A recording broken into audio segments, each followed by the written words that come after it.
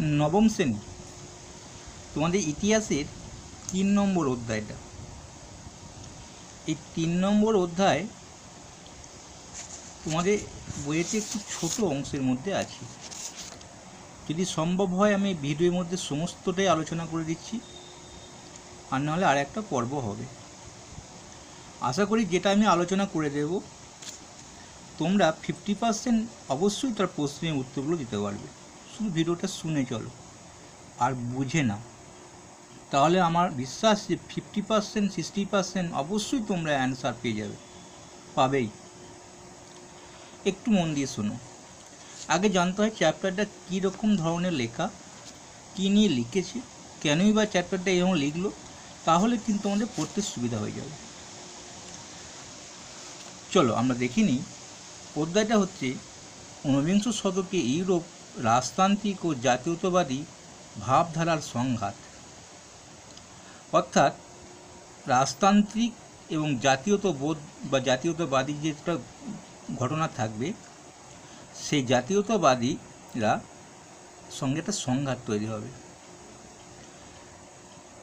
দেখো আমি একটু প্রথমে কিভাবে চ্যাপ্টারটা পড়বে বলে দিই, তারপরে আমি আলোচনায় যাচ্ছি। যেগুলো দাগানো আছে সেগুলো আমি বিশেষ করে আলোচনা করে দেব। এই চ্যাপ্টারটা হচ্ছে লেখা হয়েছে 15 সাল থেকে, 1815 সাল থেকে। ঠিক যে বছর নেপোলিয়ান ওয়াটারলু যুদ্ধে হেরে যায়, সেই সময় একটা সম্মেলন বসেছিল, ইউরোপ মহাদেশে ভবিষ্যৎ কেমন হবে। সম্মেলনটা কোথায় হয়েছিল, কোন কোন দেশ যোগ দিয়েছিল, আমি তোমাদের বুঝিয়ে দেব। সত্যি তো নেপোলিয়ান তো গোটা ইউরোপ সাম্রাজ্য করেছিল, বিস্তার করেছিল, বিভিন্ন দেশকে ভেঙেছিল, টুকরো টুকরো হয়েছিল। সেগুলো তো এক জায়গায় করতে হবে, সেই দেশের অংশগুলো তো বুঝিয়ে দিতে হবে। সেই জন্য ভিয়েনা সম্মেলনগুলো হবে, আমি যাবো তারপর আলোচনা। যে ভিয়েনা সম্মেলন সম্পর্কে যখন আলোচনা শেষ হবে, তখন তোমাদের চ্যাপ্টারে এই মেটার্নিক ব্যবস্থা, অর্থাৎ মেটার্নিক একজনের নাম, তিনি ছিলেন অস্ট্রিয়ার প্রধানমন্ত্রী বা চ্যান্সেলর। তিনি সেই অস্ট্রিয়া গিয়ে কীরকম ব্যবস্থা করেছিল। তারপর মেটার্নিক ব্যবস্থা হওয়ার পর ফ্রান্সে একটা আবার বিপ্লব ঘটবে, সেই জুলাই বিপ্লব। সেই বিপ্লবটা আলোচনা করার পরে চলে যাবে যে ফ্রান্স এবং ইউরোপের রাজতন্ত্র এবং জাতীয়তাবাদী সংঘাতটা শুরু হবে ফেব্রুয়ারি বিপ্লবের মধ্যে দিয়ে। মানে রাজার শাসন আর যারা বিপ্লবী তারা চাইছে আমরা সংগ্রাম করে একটা রাজা শাসন উচ্ছেদ করব, সেটা একটা সংঘাত আর কি।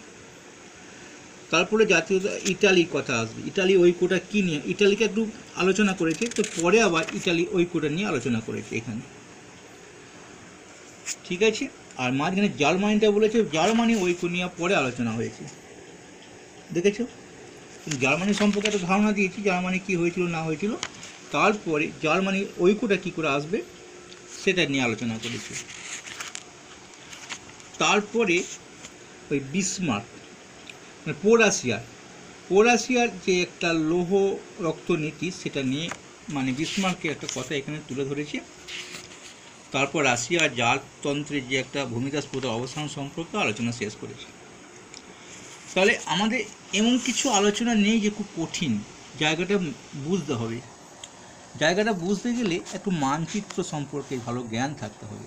মানচিত্র না জানলে এই যুদ্ধগুলো বোঝা যাবে না। পাশাপাশি গ্রামগুলোকে যদি না চেনো, তাহলে গ্রামের সঙ্গে গ্রামের যুদ্ধগুলো জানতে পারবে না। এই মানচিত্র এখানে একটা দেয়া আছে, আমরা একটু প্রথমে দেখে নিই, তারপর খাতায় এঁকে নেব বোঝার জন্য। এটা আমরা ইউরোপ মহাদেশে দেখতে পাচ্ছি। ফ্রান্স দেখে নাও, এইখানে আমাদের আটলান্টিক মহাসাগর আছে, এখানে ইংলিশ চ্যানেল আছে, তারপর ইংল্যান্ডটায় পাশে। দেখো ফ্রান্সের পর স্পেন, তারপর পর্তুগাল একটা ছোট্ট রাজ্য, এখানে ভূমধ্য সাগর। ইটালি যেখানে যিশু জন্মগ্রহণ করেছিল, ওই ইটালির ঐক্য আমরা জানব। ফ্রান্সের ঐক্য সম্পর্কে আমরা ধারণা নেব, পোরাসিয়া ঐক্য সম্পর্কেও ধারণা নেব, জার্মানির ঐক্য সম্পর্কে ধারণা, এটা জার্মান। আর এটা অস্ট্রিয়া নিচেটা আছে। আমি একটু আর একটা মানচিত্র আছে দেখিয়ে দিই। দেখো এইখানটা পোপের রাজ্য মানে ইটালি, এই রাজধানী রোম, আমরা রোমের জেরুজালেম শহরে তো যীশু খ্রিস্ট জন্মগ্রহণ করেছিল। Austria, Prussia, German, Netherland, France, Spain, Portugal, এই কটা দেশ আর ইংল্যান্ড আর রাশিয়া, এ মাথায় ইংল্যান্ড, এ মাথায় রাশিয়া, এই কটা দেশ যদি আমরা খাতার মধ্যে এঁকে নিতে পারি তাহলে সহজেই আমরা চ্যাপ্টারটাকে হাতের মুঠোর মধ্যে নিয়ে চলে আসবো, অর্থাৎ খুব ভালো বুঝে যাব। চলো আমরা খাতায় যাই, তারপরে আমরা আলোচনায় আসবো। দেখো প্রথমে খাতায় একটু এই কর্নার করে এরকম এখানে একটা দেশ আঁকবে, এখানে একটা দেশ হবে, এখানে একটা দেশ হবে, এখানে তার মানে এটা হলো ফ্রান্স, এটা হলো স্পেন। স্পেনের কোনো গল্প নেই, তবু আমরা জানছি মানচিত্রটা সম্পর্কে ভালো জ্ঞান অর্জনের জন্য। এটা পর্তুগাল, এটা ঘটনা নেই। এইখানটা ইংল্যান্ড হবে, এখানটা মহাসাগর হবে। আর এটা জার্মান, জার্মানের সেই রাইন নদী আছে আমরা জানি, জার্মান হয়ে গেল। এখানে কিছু কিছু দেশ আছে, কিন্তু এইখানে আছে অস্ট্রেলিয়া, যে অস্ট্রেলিয়ার কথাটা আমরা প্রথমেই পড়বো ভিয়েনা সম্মেলনে। অস্ট্রেলিয়া, এই জায়গাটা দেবে পোরাসিয়া, মানে এর সঙ্গে লেগে আছে, মানে অংশ লেগে আছে, পোরাসিয়া, পোরাসিয়া। আর এইখানটা নেদারল্যান্ড দেবে, নেদারল্যান্ডে একটু কথা আছে, আমরা ওপরে একটু এঁকেছি, দেখে নাও, আমি বুঝিয়ে দিলাম কেমন করে আঁকবে, পারলে এরকম একটু এঁকে নেবে। দেখো ইটালি, ইটালিটা এই জায়গা, এখানে ভূমধ্যসাগর আছে, আমি ওকে মানচিত্রের সঙ্গে মিলিয়ে দিই। দেখো এটা ইটালি, এটা ভূমধ্যসাগর, স্পেন, পর্তুগাল, এইখানটা অস্ট্রেলিয়া, আর এখানটা পোরাসিয়া, আর এইখানটা রাশিয়া। মানে রাশিয়া তো এশিয়া মহাদেশের মধ্যে পড়ে যাচ্ছে না, সেই জন্যে রাশিয়া তখন কিন্তু মানে এক জায়গায় যুদ্ধ অংশগ্রহণ করেছিল। তাহলে এই যদি আমাদের চিত্রটা তৈরি করতে পারি তাহলে কিন্তু পড়াশোনা আমাদের 20% হয়ে গেল। বুঝে ফেললাম যে সহজে আমরা বোঝার জায়গাটা তৈরি করে ফেললাম। তাহলে অস্ট্রেলিয়া, পোরাসিয়া, বলো, German, France, Spain, Portugal, England আর রাশিয়া। চলো আমরা ভিয়েনা সম্মেলন হবে, আমি মানচিত্রে যাব আর তোমাদের বুঝিয়ে দেব। ভিয়েনা সম্মেলনটা হয়েছিল কোথায়? ভিয়েনা সম্মেলনটা আমি একটু বইটা তোমাদের সামনে তুলে ধরি। দেখো ভিয়েনা সম্মেলনটা হয়েছিল কিন্তু 1814 বলেছি তো, 14 থেকে 15 মধ্যে, অর্থাৎ 14 শেষ ছিল, ঠিক যখন নেপোলিয়ান যুদ্ধে, ওয়াটারলু যুদ্ধে হেরে যায়। আমরা একবার দেখে নিই ওয়াটারলু যুদ্ধটা কত সালে হয়েছিল। দেখো 1815 সালে ওয়াটারলু যুদ্ধ, চূড়ান্ত পরাজয় ঘটেছিল নেপোলিয়ানে। তাহলে বুঝতে পারছি নেপোলিয়ান গোটা ইউরোপ মহাদেশের সাম্রাজ্য বিস্তার করেছিল, জার্মানকে ভেঙেছিল, গ্র্যান্ড ডাচিজ করেছিল, তারপর বিভিন্ন ইটালির অংশ বিভিন্ন ভেঙেছিল।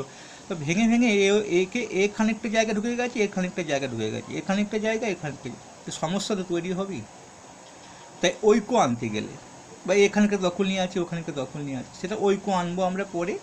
এখন আমরা দেখে নিই যে এই ইউরোপ মহাদেশে যে রাশিয়া পর্যন্ত নেপোলিয়ানের সাম্রাজ্য বিস্তার করেছিল, সেইগুলো নেপোলিয়ান মরে গেছে। এবার মরে যাওয়ার পর ইউরোপ মহাদেশের ভবিষ্যৎ কী হবে এই নিয়ে কিন্তু একটা বৈঠক বসেছিল, যেটাকে আমরা সম্মেলন বলি।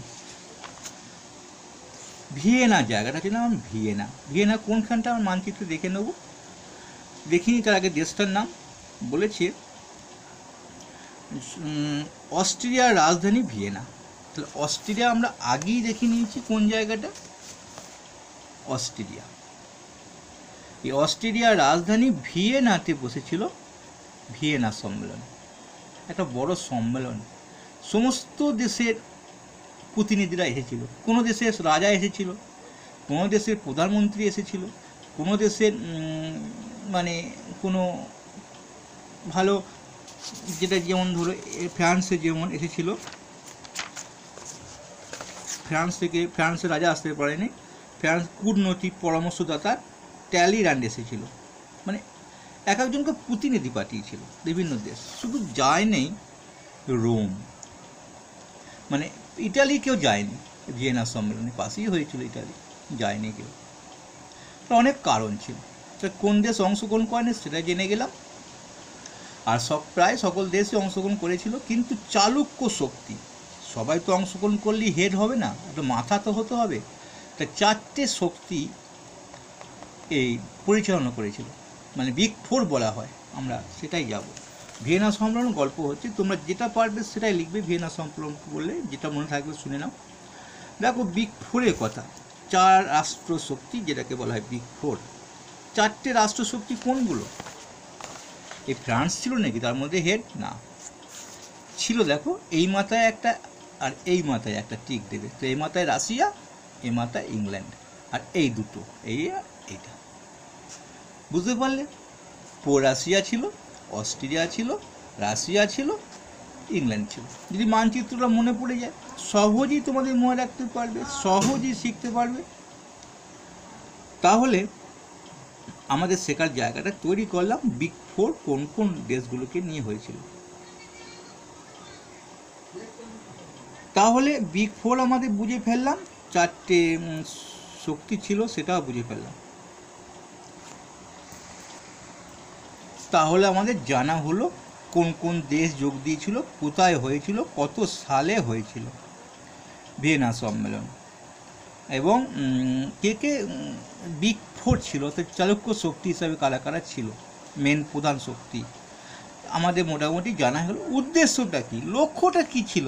লক্ষ্যটা ছিল ইউরোপ মহাদেশের পুনর্গঠন হবে, পুনরায় গঠন করা হবে নতুন করে, শান্তি প্রতিষ্ঠাতা হবে এবং নেপোলিয়নের ভীতি থেকে দূর করতে হবে, এই কটা ছিল লক্ষ্য।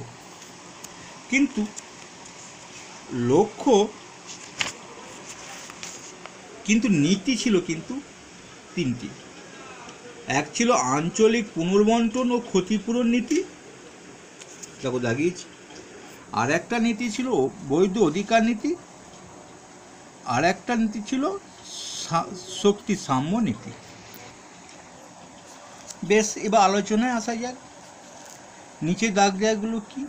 দেখো প্রথমেই বলেছে আঞ্চলিক পুনর্বন্টন, অর্থাৎ বললাম একটু আগে নেপোলিয়ন ভেঙে ভেঙে বিভিন্ন দেশকে বিভিন্নভাবে তৈরি করে রেখেছিল, যেটা একতা না হতে পারে, এক হয়ে লড়াই করতে না পারে, সেইগুলোকে আঞ্চলিক পুনর্বন্টন করতে হবে, জায়গাগুলোকে ডিস্ট্রিবিউট করতে হবে।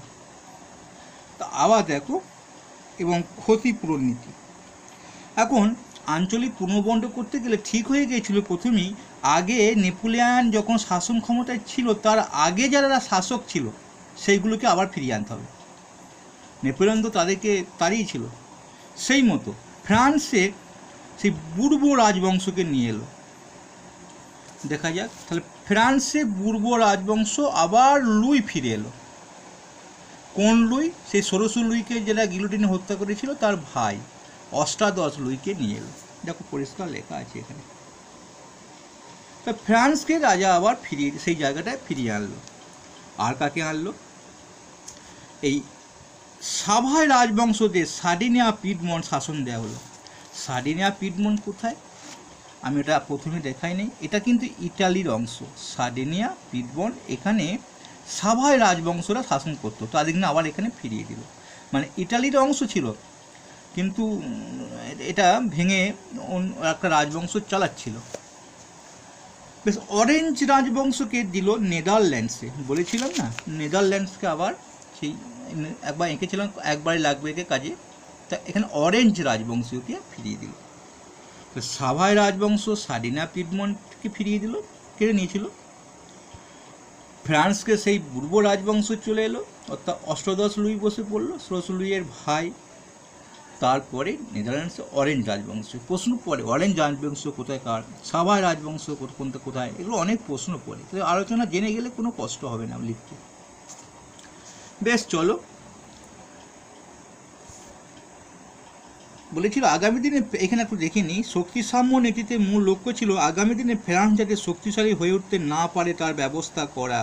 চিন্তা করো, আলোচনা হচ্ছে ফ্রান্স যেন শক্তিশালী না হয়ে উঠতে পারে, হিংসা সবারই থাকবে। কিন্তু ফ্রান্স তো নেই চালুক্য শক্তির মধ্যে, কে আছে? England, Russia, Russia, Austria. ফ্রান্সকে কিন্তু হিংসা এখনও করছে যেন শক্তিশালী না হতে পারে। তো ফ্রান্সের উপর, মানে যেহেতু নেপোলিয়ন ওখানে নেপোলিয়ন যে শাসক ছিল সেই জন্য আর কি 5 বছরের জন্য মৃত্যুর উপর থেকে সেনাবাহিনী মোতায়েন করা হয় এবং 70 কোটি ফ্রাঙ্ক ক্ষতিপূরণ দাবি করা হয়েছিল। ক্ষতিপূরণ নীতিটা হয়ে গেল, অর্থাৎ পুনর্বন্টন ক্ষতিপূরণ নীতি আর একটা হচ্ছে বৈধ অধিকার আর শক্তির সাম্য নীতি।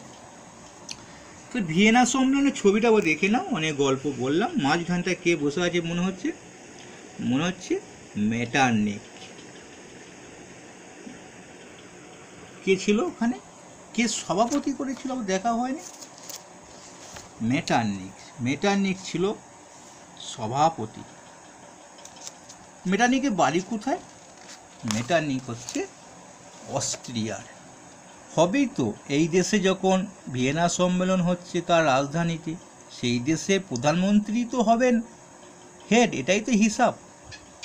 তা প্রধানমন্ত্রী বা চ্যান্সেলর বলা হয়। মেটারনিখ এখানে সভাপতিত্ব করেছিল। তাহলে কে সভাপতিত্ব করেছিল, কত সালে হয়েছিল? নিশ্চয়ই ভিয়েনা সম্মেলন নিয়ে অনেক কিছুই লিখতে পারবে। আমি কিন্তু সেটাই আলোচনা এতক্ষণ করলাম। চলো এবার মেটারনিখ প্রথমেই কি ব্যবস্থা নিল, মানে আমরা অস্ট্রিয়ার কথা জানব। ভয় তো সবারই একটা আছে, যদি আবার বিপ্লব গজিয়ে ওঠে, ছাত্র থেকে কৃষকরা থেকে যদি বিপ্লব আস্তে আস্তে শুরু করে ফেলে বৈদেশিক সাহায্য নিয়ে, তাহলে তো তার গদি চলে যাবে, তার প্রাণ চলে যাবে। সেই জন্য মেটারনিখ কী ব্যবস্থা নিল আমরা দেখি, যাতে না সেটা পুনরায় ঘটে। অর্থাৎ অস্ট্রিয়া কী ব্যবস্থা নিল। দেখো, ও যখন প্রথমে মেটারনিখের যুগ দেখো 15 থেকে শুরু হবে, কারণ 1815 সাল থেকে তো ভিয়েনা সম্মেলন শুরু। ওই সময় মেটারনিখ থেকে যুগ শুরু হলো 48 সাল জুলাই পর্যন্ত, অর্থাৎ জুলাই মাসে শেষ হয়ে যাবে। জুলাই বিপ্লব এমন তৈরি হবে, আটকাতে পারেনি। অনেকটা সময় যদিও ছিলেন। দেখো, তিনি চেষ্টা করলেন ইউরোপ থেকে ফরাসি বিপ্লব প্রসূত স্বাধীনতা, সাম্য, মৈত্রী আদর্শকে দূর করার জন্য মেটারনিখ পরিকল্পনা নেন। সেটাই হচ্ছে মেটারনিখ পদ্ধতি, অর্থাৎ ফরাসি বিপ্লব প্রসূত, মানে ফরাসির মতো যেন বিপ্লব আর না হয়, বা সেখান প্রসূত স্বাধীনতা সেরকম যেন না হয়, সেইটার জন্য